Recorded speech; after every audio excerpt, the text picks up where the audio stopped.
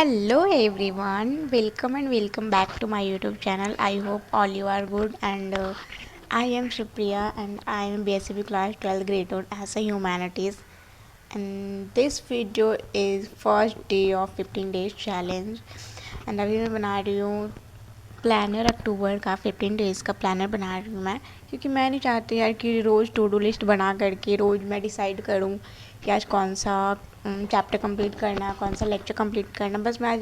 बस मैं इसलिए पहले अक्टूबर का प्लानर बना रही हूँ 15 डेज़ का, ताकि मैं उसके अकॉर्डिंग चलूँ एंड मेरे को कोई प्रॉब्लम ना हो ज़्यादा, मेरे को टू डू लिस्ट वगैरह या फिर कोई लेक्चर वगैरह डिसाइड करने में टाइम ना लगे।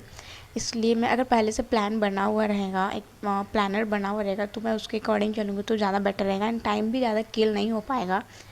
सो अभी मैं बना रही हूँ प्लानर एंड अक्टूबर का 15 डेज़ का। तो इस प्लानर में मैं यही इंक्लूड की हूँ कि मेरा जितना भी शॉर्ट नोट्स है मैं उसको कंप्लीट करूँ एंड हिस्ट्री का ज़्यादा, इंग्लिश का मैं बिल्कुल भी नहीं की हूँ नोट इसमें। And history, geography, polity and Hindi का मैं रेगुलर ऐड की हूँ, क्योंकि काव्य खंड का जो काव्य खंड है वो मेरा कंप्लीट नहीं हुआ है, क्योंकि उसमें जो एक्सप्लेनेशन है ना उसको लिखने में बहुत ज़्यादा टाइम लग जाता है। सो मैं इसलिए अक्टूबर का प्लानर बना रही थी एंड फाइनली मैं प्लानर बना चुकी हूँ एंड मैं ये प्लानर को कम्युनिटी पोस्ट पे अपलोड कर चुकी हूँ, शायद आप लोग देख चुके होंगे। सो अभी मैं पहला स्टडी सेशन स्टार्ट की हूँ हिंदी का, काव्य खंड चैप्टर 4।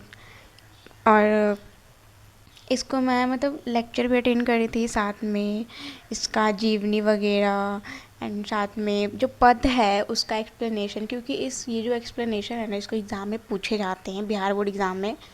एंड अगर आपको छोटा सा 2 लाइन का पद दे दिया जाएगा और उसको बोलेगा कि इसको व्याख्या कीजिए एंड इसका एक्सप्लेनेशन जो कुछ भी रहेगा ना वो आपको लिखना ही पड़ेगा।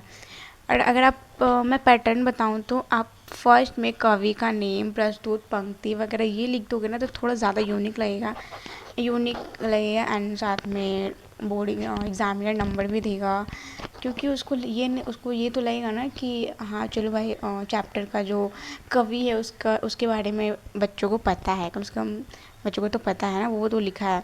सो एंड मैं जो ये एक्सप्लेनेशन लिख रही हूँ ना, साथ में कवि का नाम भी लिख रही हूँ एंड साथ में एक्सप्लेनेशन वगैरह जो पद का एक्सप्लेनेशन मैं उसको भी लिख रही हूँ, क्योंकि जो हमारे जो बैचेस में करवाए जाते हैं ना वो सारे एक्सप्लेनेशन सर लिखवाते हैं। तो सर यही बोलते हैं कि जो हम एक्सप्लेनेशन लिखवा रहे हैं उसको भी लिखो एंड जो चैप्टर 4 है उसका सारांश भी सर दिए हैं, तो सारांश मैं लिखी हूँ। उसके बाद जो चैप्टर 5 है उसका सारांश तो मुझे नहीं मिला है, बट उसका सारांश मैं खुद से बनाऊँगी एंड अभी मैं बस पद का एक्सप्लेनेशन ही लिख रही हूँ। क्वेश्चन आंसर वगैरह मैं अभी कुछ भी डिसाइड नहीं की हूँ, क्योंकि मैं पर डे एक चैप्टर का एक्सप्लेनेशन जो है काव्य खंड का वो मैं पढ़ रही हूँ, लेक्चर अटेंड कर रही हूँ, साथ में नोट्स वगैरह भी जो कुछ भी है उसका पद का एक्सप्लेनेशन वगैरह साथ में बना रही हूँ मैं। तो क्वेश्चन आंसर बनाने का टाइम नहीं मिल पाएगा एंड अगर देखा जाए तो क्वेश्चन आंसर बनाने का तो टाइम तो बिल्कुल नहीं मिल पाएगा, क्योंकि हिस्ट्री है, फिर उसके बाद हिंदी करो, फिर इसका ज्योग्राफी, फिर पॉलिटी एंड आई थिंक मैं कुछ ज़्यादा सब्जेक्ट का ही लोड ले चुकी हूँ पर डे का, पता नहीं हो पाएगा भी या नहीं, बट आई होप कि हो जाए मुझसे, क्योंकि मैं कभी चैलेंज वगैरह खुद को दी नहीं हूँ, तो शायद पहली बार मैं खुद को चैलेंज दी हूँ 15 डेज़ का, वो भी आई होप कि हो जाए एंड साथ में तो मैं एक्सप्लेनेशन लिख ही रही हूँ। अगर देखा जाए ना तो मैं एक्सप्लेनेशन को लिखने के बाद याद भी कर लूँगी, साथ में अभी याद तो हो रहा है और इसके बाद भी याद करूँगी कि रोज़ रिवीजन करना इज़ बेनिफिशियल, मतलब रोज़ रिवीजन करो आपके लिए वो बेटर होगा, कम से कम रोज़ याद तो रहेगा यार। सो हिंदी का एक्सप्लेनेशन तो ख़त्म हो गया मेरा एंड लेक्चर वगैरह।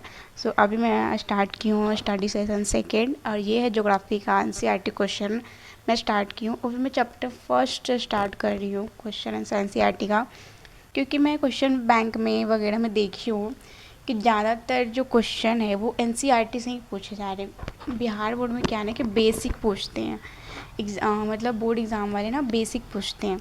सो मतलब और बेसिक पूछेंगे और साथ में एनसीईआरटी का बुक से ही क्वेश्चन आपको उठा कर देंगे, तब बेहतर ये होगा कि एनसीईआरटी का क्वेश्चन बनाओ, साथ में उसका सॉल्व करो, ऑब्जेक्टिव वगैरह क्वेश्चन वगैरह जितना भी है। अगर आपको सॉल्व नहीं भी करवाना है तो आप उसको लिख लो, उसको याद कर लो, लेकिन एनसीईआरटी का बुक का जो क्वेश्चन है उसको याद करो, क्योंकि वो एग्ज़ाम में पूछे जाते हैं। कल जब मैं क्वेश्चन बैंक देख रही थी ना, तो मतलब जो फर्स्ट चैप्टर है ना उससे बहुत इतने ज़्यादा क्वेश्चन पूछे जाते हैं मतलब पर ईयर। हर एक साल जो है क्वेश्चन पूछे जा रहे हैं। चैप्टर फर्स्ट से तो बहुत ज़्यादा पूछे जा रहे हैं। तो और मैं ये भी ध्यान दी हूँ उसमें कि एनसीईआरटी बुक्स का जो क्वेश्चन है वो बहुत ज़्यादा उसमें पूछे जा रहे हैं। सो अगर आपको मतलब एग्ज़ाम पैटर्न जो क्वेश्चन बैंक है उसमें अगर आप देखोगे तो आपको खुद पता चल जाएगा कि कौन से चैप्टर से ज़्यादा क्वेश्चन पूछे जा रहे हैं, कौन से चैप्टर से कम पूछे जा रहे हैं। तो वहाँ से आपको आइडिया मिल जाएगा। सो अगर मतलब मैं तो अभी यही डिसाइड की हूँ कि अभी मैं क्वेश्चन वगैरह बनाऊँ, उसके बाद हर एक चैप्टर का, ताकि मेरे पास एक एनसीईआरटी बुक का क्वेश्चन आंसर रहे मेरे पास एंड मेरे को बाद में प्रॉब्लम ना हो। तो अभी मैं एनसीईआरटी ज्योग्राफी का क्वेश्चन आंसर कंप्लीट कर रही हूँ। ज़्यादा क्वेश्चन नहीं था, बस थोड़ा सा ही क्वेश्चन था। एंड मतलब इसका जो है 150 शब्द में 30 शब्द में इतना मतलब लिखना रहता है। सो ये तो नहीं पता कि मतलब अगर बड़ा भी क्वेश्चन रहता है उसको छोटा बना करके आपको एग्ज़ाम में दे दिया जाएगा। लेकिन हाँ, जितने शब्दों में लिखने के लिए बोला है ना तो उतने ही में, उससे ज़्यादा नहीं, उससे कम मतलब उससे ज़्यादा हो जाए बट उससे कम बिल्कुल नहीं। मतलब मिनिमम मतलब लगभग उसी के अकॉर्डिंग आपको लिखना है। 30 से 40 शब्द के अंदर अंदर आपको लिख लेना, कंप्लीट कर लेना। तो हाँ गाइज, अगर आप लोग का एनसीईआरटी बुक का क्वेश्चन आंसर कंप्लीट नहीं हुआ तो प्लीज़ जल्दी जल्दी कर लो, क्योंकि ये एग्ज़ाम में पूछे जाने वाले में से हैं। क्योंकि मैं क्वेश्चन बैंक से देखी हूँ तो ये आइडिया मुझे मिल चुका है कि एनसीईआरटी बुक से क्वेश्चन आंसर ज़रूर पूछे जाते हैं। So thank you so much for watching this video. अगर चैनल पर न्यू हो तो सब्सक्राइब कर देना एंड कमेंट्स ज़रूर करना। So thank you so much.